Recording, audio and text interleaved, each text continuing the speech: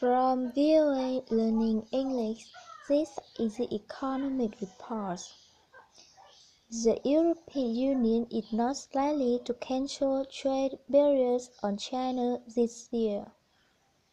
The European Union is worried that Chinese exports will lead to job loss in member nations. Thus, it was the EU Chamber of Commerce in Beijing said in a recent report.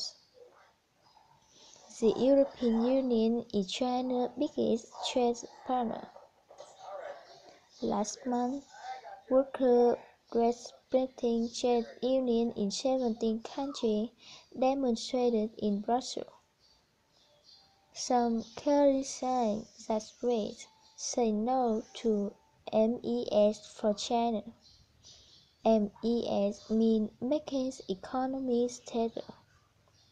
The union blamed both China and Russia for creating job losses.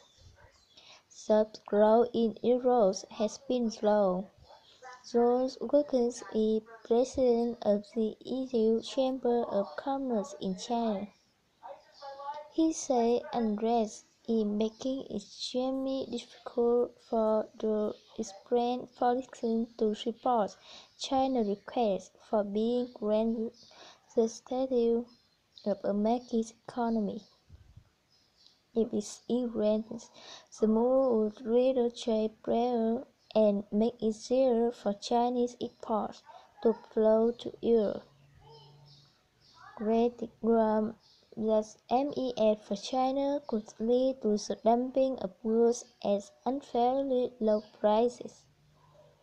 In trade, dumping is defined as selling a product in a foreign country at below its price at home.